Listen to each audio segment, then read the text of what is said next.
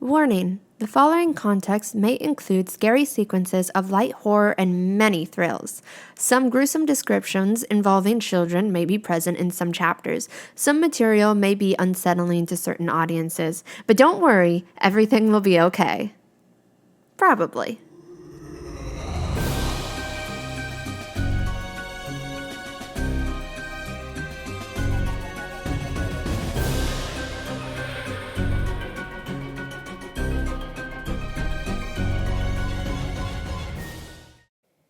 Chapter 11. Free Flight. The chocolate river was exactly how you'd picture it, running smoothly with creamy chocolate, pure and clean. With both hands I cup a scoop and lift it to my mouth. It's absolutely delicious. I break off a piece of the candy corn. It too is delightful. After nearly 30 minutes of exploring the candy forest, we decide we need to make a plan. I look deeper into the woods and there appears to be 3 other options for trails, Danny says, pointing to the 3 different directions. There's 2 to our left and 1 to the right. Do any look promising? Connor asks. Or more so, do any look deadly? Martha adds, because I vote we avoid that one. Tori agrees with a nod and with wide eyes. Danny scratches his head. They all look like cornfields, so that's about all I got. His shoulders drop. I walk over and lay a hand on his shoulder. Thanks for looking and finding us some options. I add a little smile to hopefully lift his spirit. What if we all think of a number between 1 and 3, then we'll go with whichever number has the most, Martha suggests, looking around for opinions. Is that the smartest way to decide? Connor asks.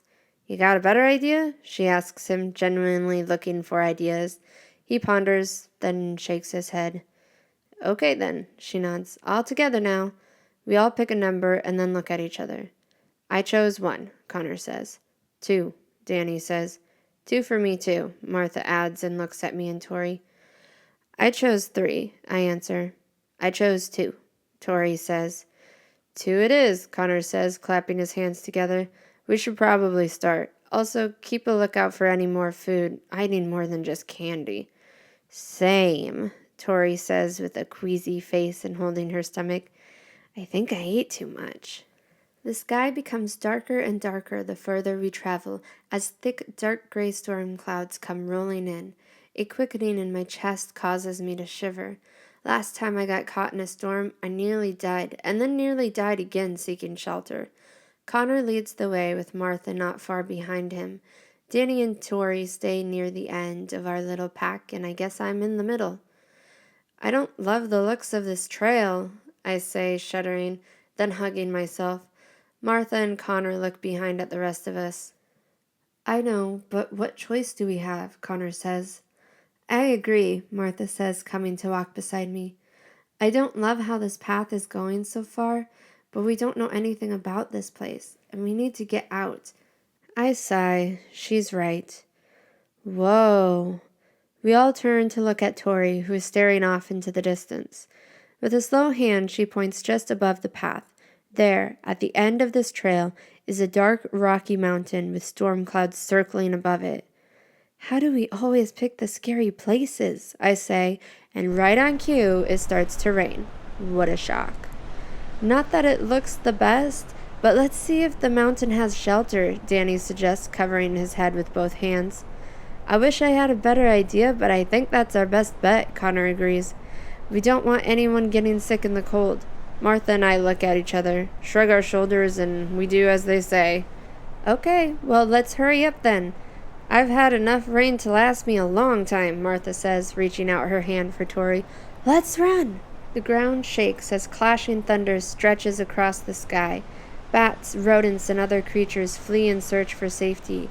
The once gray clouds fade to a dark green as spirals form in the sky directly above us. Small drops of water turn into a downpour of hail. Holy smokes, Martha cries. Can't we catch a break? Covering our heads with one hand and blocking the wind from our eyes with the other, we all run as fast as we can towards the mountain. The corn stalks sway side to side with the violent pull and push of the wind. I can't stay up, Tori yells, reaching a shaking hand from the ground.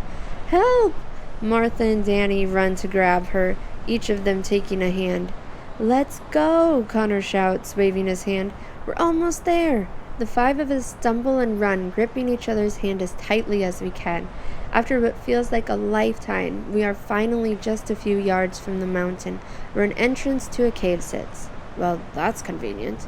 There! I yell, attempting to point at the cave without letting go of Connor's and Danny's hands. My vision becomes blurry as my hair tangles around my face, spiraling upward. Help! Martha screams. I look behind me at the end of our chain, where Martha's legs have lifted off the ground. Right above us, a vicious tornado begins to bear its ugly face. No! Tori screams, doing all she can to pull Martha back down. Tori, don't let go, I beg as Connor and I try to pull everyone into the cave. Without letting go of Danny, Connor and I are able to grab a big stone sticking out of the ground to anchor us from the pull of the wind. Danny holds onto me with one hand and wraps his other arm around Tori's waist. With 2 hands, Tori and Martha lock arms. A slippery buildup of sweat puddles in my palms. Please, no, please, I mutter under my breath. 5 fingers, 4 fingers, 3. I feel my fingers slip out of Danny's hands one at a time. Tori is barely staying on the ground and Martha has lifted further into the air. Even through the rain and wind, I can see the streams of tears and terror on her face. 2 fingers. I feel my body get pulled back as Connor's hands leave mine. No, I yell, but his arm grabs my waist, allowing me to grab Danny with both hands.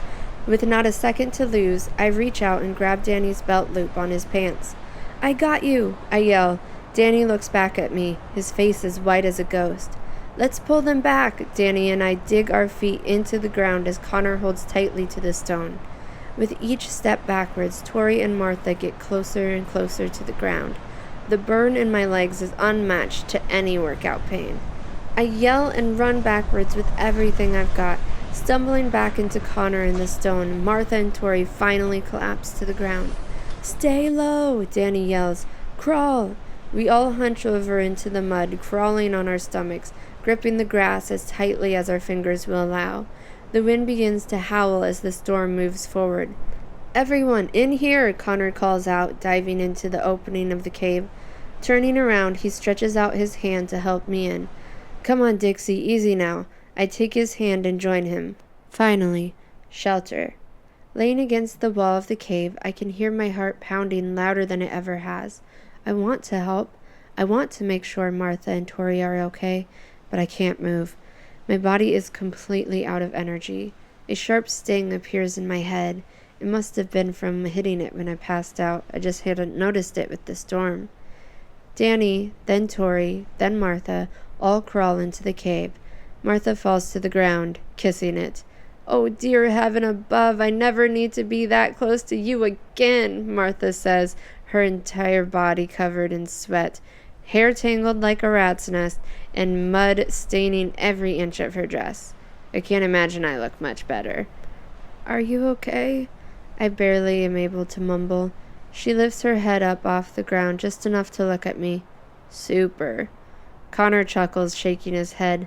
I look to my left to see Danny holding Tori. I can't imagine she enjoyed her free flight very much either. After roughly 1 minute of absolute silence from all of us, Martha finally speaks up. Lifting her head off the ground into a sitting position, she looks around. So, what now? And with that, we all look around. The cave is dark and cold. The ceiling is nearly 6 feet tall, and the most haunting part, it keeps going into the mountain deeper and deeper with no end or light in sight. The rain and wind continue to blow outside the entrance. Faced with yet another impossible decision, Connor sighs. I don't think we picked the right path, Tori says, shivering from the rain and damp cave. Come to think of it, I'm pretty cold too. It's not like we've had much luck with most of our options so far, Martha says. It's just this place. It's like it's cursed. A thought pops into my head. Is this place cursed? Could that be what happened in the vision? Like it's connected somehow? I'll have to ask Tori about it once she's a little more collected. I guess we could try to see where it leads, Martha asks. Maybe wait for the storm to pass, Danny says. How do we know it will? I ask. Or if it does, how long will it take? Danny looks at Tori, who's sitting in his lap. It just has all been so much. Tori and Martha almost died. Wasn't the first time I was lifted into the air and nearly met my maker, Martha says emotionlessly, staring at the wall. Danny looks at her concerned. It was before you got here, I tell him. Only that time it was a vampire beast, not a tornado. The worry on his face does not subside. It's okay, Danny. Tori looks up at him. Connor threw a spear through its head. Then she smiles. Danny's eyes widen. Even I'm becoming concerned with how unbothered we are by all of this. How crazy sentences like those hold so much normality now. How did you do that? Martha asks Connor. I escaped there myself before you all came. Barely. I learned that it couldn't leave the castle. I collected the spear and some food when I found the zombie town, Connor says as Danny shudders, burying his face in the top of Tori's head. I hung on to it when I escaped there. I knew there was a second level in the castle and a back door to the basement. That's how I got out. Oh my God, you had to run from that thing in a creepy gothic castle basement? Martha says, covering her mouth. Yeah. Connor's lip turned into a tight line. Wasn't my favorite thing in the world. Tori and I heard screams from the castle while we headed back to see if anyone else had come, so we went in through the back door. I knew it was you guys, Tori says, looking at Martha and me. We couldn't leave you. My heart sinks. She really is the bravest of us all. To be completely honest, I wasn't sure it was going to do anything, Connor says, scrunching his shoulders. Got lucky, I guess. Lucky is right, Martha says, laughing in disbelief. You ought to get into spear throwing or something when we get out of here.